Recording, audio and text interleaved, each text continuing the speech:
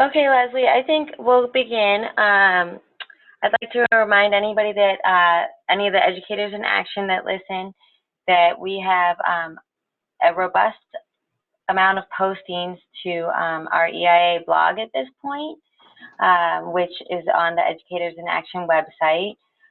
Additionally, we have upcoming virtual discussions in the next few months, one towards the end of April, one in June.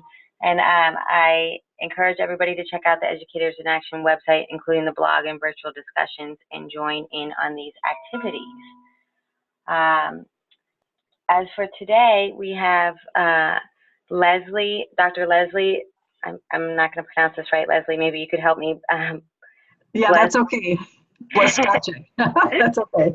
With us today to present on decision-making strategies to the Educators in Action group.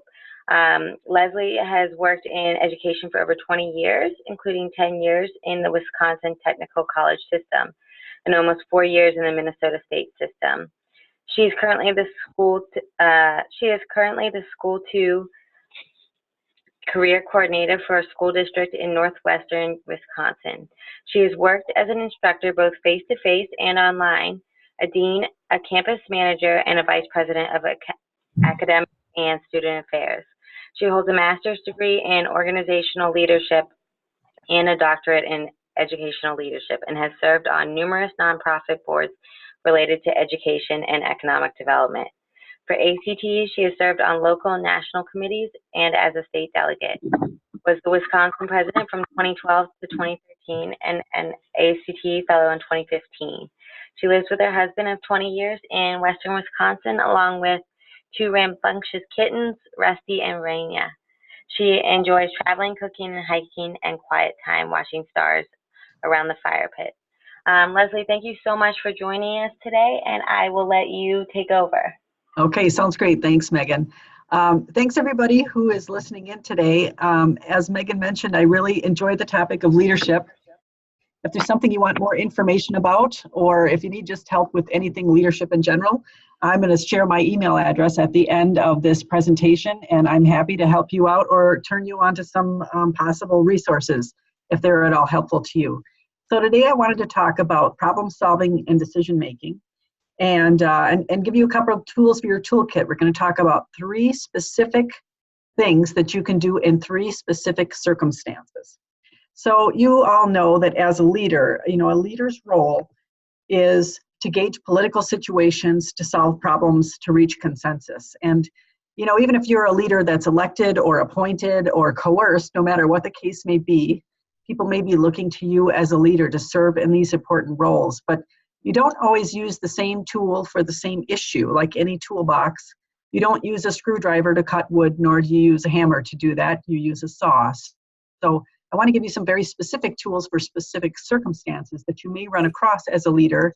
And hopefully these structures will give you some really good ways that you can solve these issues and help your followers. One of the most frustrating things followers say is when a leader fails to make a decision, or they hesitate too long to make a decision. And failing to make a decision as a leader is really making a decision, and it's making a decision to the status quo. But as a leader, remember, people expect you to get them to a better place. These will help out in terms of getting a tool set for you in order to help your followers. So let's move on. I'll show you what a couple options are. This first one is called a force field diagram. And this force field diagram is for if you have to figure out if you're in a very political or controversial situation, and you have to identify what to do about it. So you don't need to use this fancy graph. A piece of paper will do fine. But this is a great way for you to look and see what forces are working for you and what forces are working against you. Excuse me, Leslie. This is Yes. Megan. I'm not seeing your next slide. I still just see the Educators in Action leadership. Oh, interesting. All right, let me stop sharing and reshare and see if that helps, okay? Oh, sorry about that. No, that's okay. Let me share again.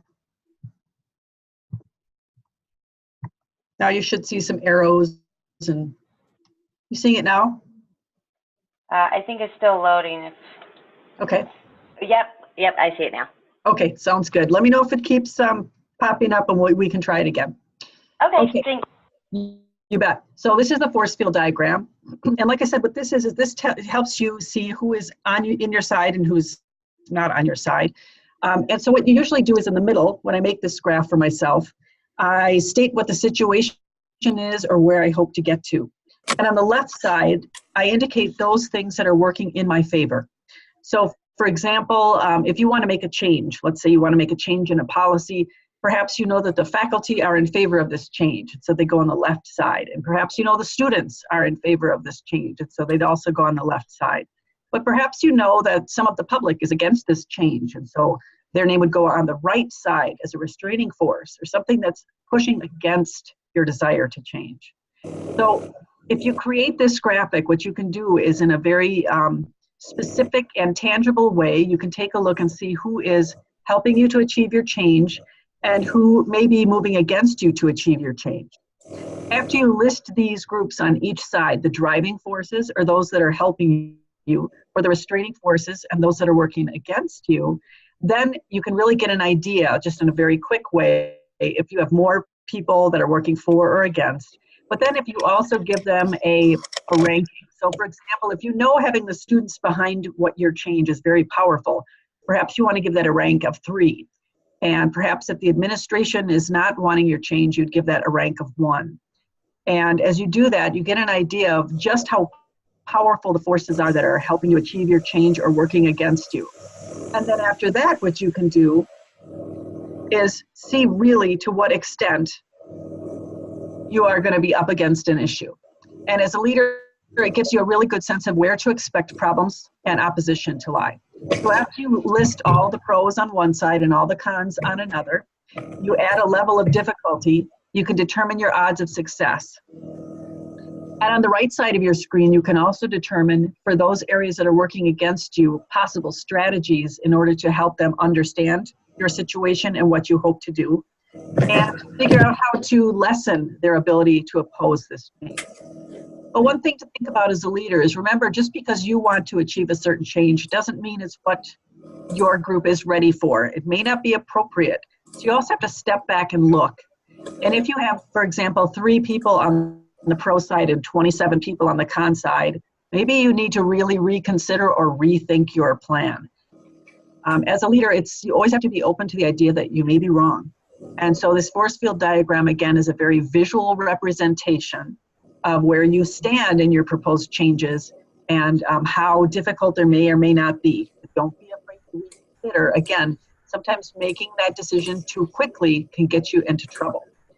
So again, I'm going to switch slides again. I just want to make sure that they're changing as we're going here. All right, so the next one we're going to talk about is solving difficult or ongoing issues. Sometimes you have a problem and it keeps popping up over and over and over again, and you cannot figure out why, as a leader, you can't solve this problem. Odds are that's because you haven't gotten to the root cause of the problem. Now, this strategy is time consuming, but in the long run, it will actually save you time because you will actually finally solve a problem that's been potentially giving you a great deal of trouble. You may hear this called the 5 whys, and you may ask why 3 times, you may ask why 23 times, but 5 whys is the standard thing that you may hear this called, or root cause analysis. This one is a very helpful one and a skill you really need to cultivate, but again, one that needs practice. So let me tell you where the 5 whys came to be. And this, some people say this is an urban legend, but some people say, yes, this really was the case that led to the creation of root cause analysis. In Washington, D.C., there was a monument, and they were constantly having to wash this monument because there were so many bird droppings on the monument that the washing process was wearing down the marble in the monument. That was creating a problem, and so it was getting to the point where they were almost ready to close it down because there was so much damage being done, and they were just beside themselves on what to do. So they sat down and they said, well, why is this taking place? And this is where the 5 whys was born.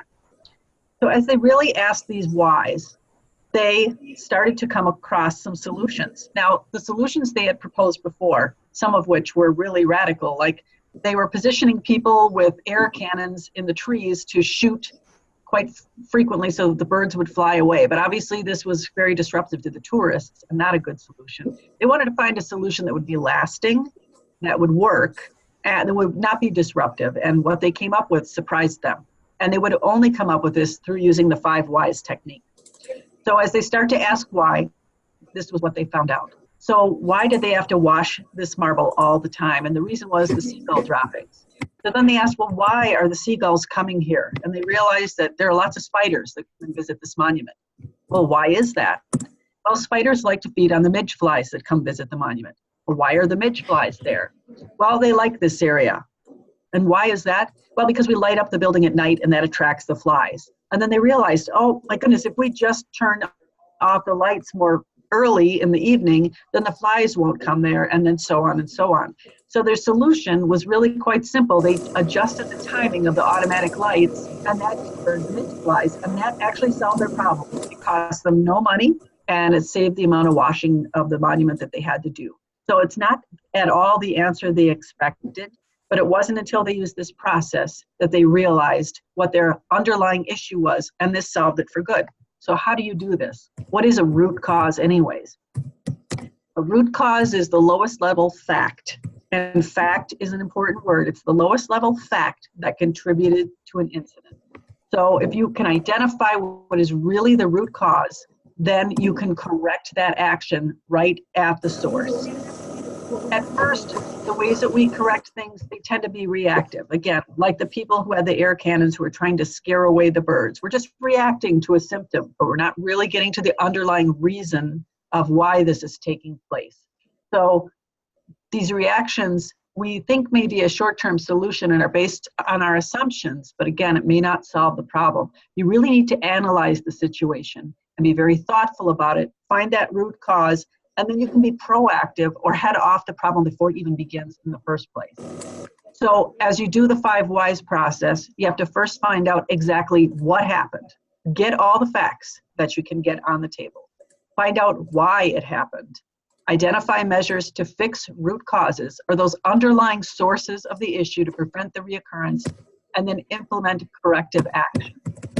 So to create this process, you first create a team. It's good to get a few people to help you with this. Now you can do it alone, but sometimes it's better to get other people so that you test your own assumptions. You identify all the issues or situations or problems that you need to resolve. You list all of the facts, no assumptions, no judgments, no interpretations. You can't say, well, I think it's this or maybe it's that. You can only deal with facts. And you start with the incident and then you move backwards, asking why, over and over again. You have to channel your inner 3-year-old in order to do this. What I find helpful is if you put your facts individually on a Post-it note, and then you can list these facts individual. So Post-its, like I said, are the best way I've used it. And statements should be written in a factual way, not an assumption. And then you make sure that they fit together in a logical sequence of events. If you get to the point where you are missing something in the sequence of events, you may be missing the root cause itself. So make sure you get all the facts on the table. Again, this isn't to point fingers or this isn't to blame someone. Don't assume and don't list judgments or opinions, because if you work with the facts, you keep emotions to a minimum, and then that makes sure that you're more likely to solve your problem. So every time you look at a single event, you need to ask yourself if that fact alone was responsible or if other things had to be in place. And if other things are in place, those belong on their own Post-it note or on their own notation. Don't move on until you're sure you have all of the facts on the table. Then again, you start with the end result and work backwards, asking why, and make sure it's the only reason that's possible, why that thing could take place. And then when you're satisfied, and you've answered all the whys, you can move on. There's a couple ways that you can diagram your findings. Some people just start with a piece of paper and then write down the word why and then why over and over. Some people use what you see on the screen here. This is called an Ishikawa or a fishbone diagram. And this is the way that they identify issues and underlying causes. Some people love this. I'm personally not a fan, but in case this is helpful for you, you can find this if you Google the word fishbone. There's some templates that you can find online, or email me and I can get you a template. How do you know when you're done? How do you know when you've asked why enough times? You can stop when you've captured all the facts. You know that you've reached the root cause. All root causes have been identified, and all of your sequence and your timeline has been determined, and there's no gaps. For each thing that went wrong, you can identify a corrective action. You've considered management, policies, physical conditions, behaviors, sometimes individuals, but be careful with that. Again, it's not a blame game. Those are the kind of things that you can include. Also, when you keep asking why over and over and over again, you're going to get to a point where you can't take any corrective action. For example, if you get down to the whys and it's because there are 24 hours in a day, or the earth rotates on its axis, or something that you've gone so far back, then obviously you've gone too far. Those aren't things that you can correct. You want to get to the lowest level where you can actually have a change and make a corrective action. This takes some practice. It's not always easy to do. You can find a lot of information out there on TED Talks and YouTube and online about practicing root cause. But again, this is one of the most useful tools that you can use in order to solve a problem that's been an ongoing problem, an underlying problem that you can't seem to identify why it keeps taking place. So the best tool for an ongoing underlying problem is root cause analysis. Sometimes what you need to do as a leader is you need to reach consensus on something. People have differing opinions, but you need to get all the facts on the table in order to everyone to come to a group decision or a consensus. And the best thing, the best tool I have realized to do this is something called the 6 thinking hats. And this was created by a gentleman named Edward de Bono, D-E-B-O-N-O. And this 6 thinking hats is a great way to get you thinking in all ways, get your team members all to contribute, and make sure that you have a very comprehensive discussion before you reach consensus and reach a conclusion. So this really came about as part of brain-based science, because what de Bono and others discovered pretty early on is that you need to sometimes force your mind to think in a certain way. Much like root cause analysis, you need to train your mind to think in this way.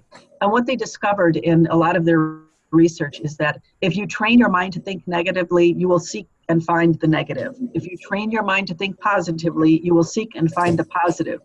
When they actually did brain scans on people, they realized that the brain chemistry worked differently each time you were thinking in a different mode. And so this method is meant to force your brain to think in each of these modes. Again, this is one that you could do on your own, but it is best done with a group of people. So to reach consensus, this is a 6-step process, one for each of the thinking hats. And you'll see that he separated them by color. I'm not really sure why he chose these colors, but here they are. So what he said is that we start with the blue hat. You're looking like a resume. Oh, sounds like we got some background noise. I'll wait till they're, okay, it sounds like they're back with us. So for the blue hat, that's the ground rules. And what de Bono says, what you first need to do is determine as a group, how are we going to think about what we're going to do? How are we going to solve this process? We get around a table, how are we going to do this? This is where you would introduce the concept of the 6 thinking hats. The red hat is your first impression. This is about feelings. So at this time, you would say to your group, all right, I want everyone to say how they feel about this. So if people are angry, if they're sad, if they're happy, if they're excited, this is a time to get all the emotions out on the table. How do we feel about it emotionally? Then you would say to your team, all right, now we're going to stop with the red hat and we're going to go on to the white hat. So you have to give your team direction to force them to shift their thinking. In the white hat, you share all factual information, statistics, information, comparison, all of the data that you have. And that's the white hat. Again, only facts are allowed here, no more emotions. They had their opportunity to share their emotions beforehand in the red hat section. Now that stops, and now you speak only in facts. Then when you're done with the white hat and sharing the facts, you move on to the yellow hat, or the pros, the positives. What are the benefits? This is where your optimistic people that work with you are going to speak. And they're going to have all sorts of ideas why this is the greatest thing ever. And so a yellow hat, again, try and get everyone to contribute. What are the possible positives of your proposed change? Then you shift, and then you tell people, all right, now that we've spoken about the positives, now we're all going to think about the negatives or the cons. What are the disadvantages? What could possibly go wrong? Why is this the worst idea ever? Then you stop and you shift again. Now in your black hat, you may get people who tend to be your pessimists, but they probably didn't speak up during the optimistic parts. So what De Bono also says is that this process makes sure that every person on your team, the naysayers, the positive people, everybody has an opportunity to speak and share during their point in the session. Now, obviously, everyone can share at all times, but this really does make sure that they're sharing at the appropriate time. Finally, we have the green hat. If we do this change, what other possible things could there be that are great things? Again, this is new perspectives, breakthroughs. What else haven't we thought about that's a great idea? So again, De Bono has these 6 hats, and this takes a lot of practice. But again, it's kind of a fun process, and most people who go through this process, 2 things happen. Well, 3 things happen. Number 1, they enjoy the process. Number 2, everyone feels that their perspective was heard and that they had an opportunity to express themselves. And because of that, number 3 is usually true, you can reach a lasting consensus. And when everyone gets up from the table and you have that consensus, you don't have people going out into the parking lot saying, well, I really didn't agree with that, but I just went along. This is a really good way to have a group work together and reach a lasting consensus. Now, this one's a little hard for you to read because it's tiny print. Again, I'm happy to email this to you. It just gives you a little more detail on each of the hats. Now, some people really get out of hand with this process, and they decide they're actually going to buy hats that are this color for each of these. Now, you don't really need to do that, but if that is really what does it for you and you're very theatrical, knock yourself out. Some people really have a good time with this, and this becomes their de facto decision-making consensus building process. Now, we mentioned that there are certain ways that you can go through this. The first one, they mentioned that you start with the blue hat and so on. I find that what you see now, I have found to be the better sequence of hats. First, you always start with blue because you want to tell people what the process is as you're doing the 6 thinking hats. This is the process we're going to use in order to get to our consensus. I usually then go to the white hat to get the facts on the table next. Then I go to the red hat to uncover the feelings. Then the black hat to identify the pitfalls. After that, the yellow hat to outline the benefits. And then the green hat to find out what else we can do. The reason I use this sequence rather than the other one is because I want to end on a very positive note. So they're going to end with the more optimistic or positive ways of thinking of this. And then afterwards, you always end with green of what next. Now, I do that because generally speaking, when we're coming to a consensus on something, I want people to leave the table feeling positive. It's maybe cheating a little bit, some might say. But again, I think as long as you reach all of the different areas and you're using all of the different parts of the brain, I can make a case for it. It's still, I would say, Edward de Bono's 6 thinking hats. I just think people walk away from the table feeling a little bit better about the conversation. So again, this one is to reach consensus and to end on a positive note. So one more time, we've got the force field diagram to deal with a politically sticky situation and to figure out where your opposition might lie. We have root cause analysis, and that's to deal with a particularly complex or ongoing recurring problem that you can't seem to solve. And then we have De Bono's 6 thinking hats, which is where we're looking at how to reach a lasting consensus where everybody feels heard. Now, this is just a couple examples, and there are literally dozens and dozens more. So again, you got to make sure when you have your leadership toolbox that you're picking the right tool for what it is that you're trying to do. And it really helps if you practice with your tool a little bit before you use it with a group, or at least use it with people who are ready to go with the flow, because sometimes you'll find that a tool that you attempt doesn't always work well. You need to find something else that works. But once you as a leader have some experience with a few of these different types of strategies and different ways of thinking, you can really experience a lot of great success as a leader. And who knows, it may lead to wonderful new leadership opportunities for you. Again, you can see my email address here, lesbles, it's the beginning of my first name and my last name, @hudsonraiders.org. Now, Now, just for the reason that poor Megan experienced, I chose this email address so you don't have to spell my whole last name, because it really is, there's a lot of consonants going on there.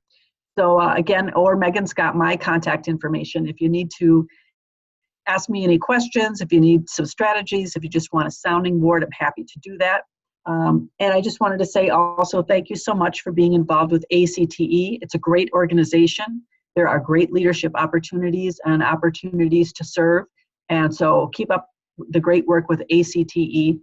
And please continue to seek leadership positions. We need really good leaders, we need good thinkers, and we need people who advocate for students and CTE. And so thank you so much for doing that for students, because it really is so important, and it really is a passion of mine. So I'm happy to hear other people with that same passion. So thank you everyone for listening in. I hope you have a great spring, and please be in contact if I can do anything else for you. Thank you, Megan.